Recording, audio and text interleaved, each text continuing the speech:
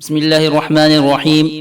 آج ہم نہایت ہی فخر و ناز سے مسلمان ہونے کا دعویٰ کرتے ہیں، لیکن نبی دو عالم اور آپ کے اصحاب کی اتباع و پیروی سے کوسوں دور ہیں۔ ہمارے گھر اور محلے قال اللہ قال الرسول کی آواز سے محروم ہیں۔ آج ہم اصحاب رسول اور اسلاف کرام کی زندگی کو بھول چکے ہیں، رسول اللہ صلی اللہ علیہ وسلم کے نقش پا سے ہٹ چکے ہیں۔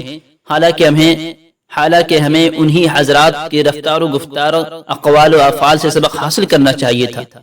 افوات و مغلظات، گانے اور باجے جو ہماری زینت آرائیوں کا سامان بنی ہوئی ہے، فحش و بے حیائی کا طرز عمل جو ہمارا شیوا بن چکا ہے، ان سے باز آ جائے اور صحابہ کی زندگی کو مشعل راہ اور نمونہ عمل بنا کر صراط مستقیم پر گامزن ہو جائے۔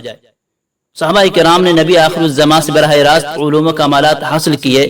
خدا ترسی و خشیت الہی ان کے قلوب میں اسی طرح پیوست ہوئے کہ خدا کے علاوہ کسی طاقت سے نہ ڈرے۔ مخالف ہوائیں اگر سامنے آئے ان کو پھیر دیا، باطل طاقت اگر سفارہ ہوئی تو ان کو دھجیاں اڑا دی۔ اور ایک ہم اور آپ ہیں کہ دنیا کی طاقتوں سے لرزتے ہیں اور کانپتے ہیں۔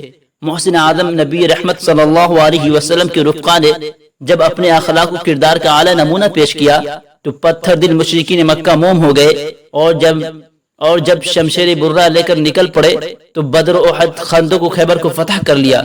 حضور اکرم صلی اللہ علیہ وسلم کے یار غار، کملی والے کے رازدار حضرت ابوبکر رضی اللہ عنہ نے اپنی امانت و صداقت کا پرچم اس طرح لہرایا کہ صدیق اکبر کے لقب سے ملقب ہو کر صدیقین کے سردار بن گئے۔ حضرت عمر رضی اللہ عنہ نے اپنی عدالت و مساوات کا سکہ اس طرح جمایا کہ فاروق اعظم بن کر عادلین کے سرتاج بن گئے۔ حضرت عثمان غنی رضی اللہ عنہ نے جود و سخا اس طرح اختیار کیا کہ عثمانی غنی بن کر حیا اور فیاضی کی مثال قائم کر دی۔ حضرت علی رضی اللہ عنہ نے زہد و تقوی اور ولایت کو اس طرح اپنایا کہ تمام ولیوں کے امام بن گئے۔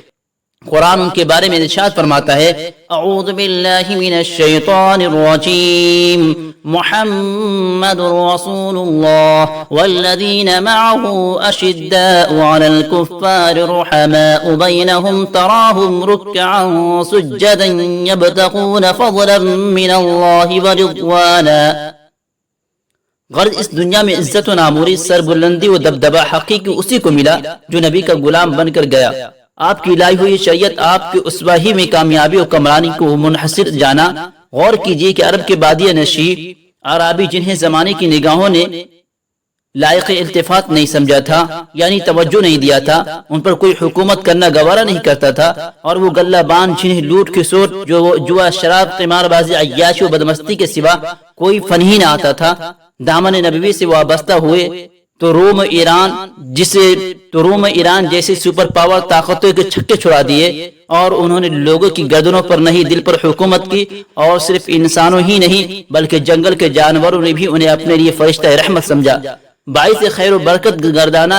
اس لیے رب ذوالجلال نے اطاعت نبوی کو اطاعت خداوندی کہا ہے، مطیع رسول کو مطیع خالق کو کون و مکاں کہا ہے، چونکہ اللہ کا پیغمبر کوئی بات اپنی طرف سے نہیں فرماتا۔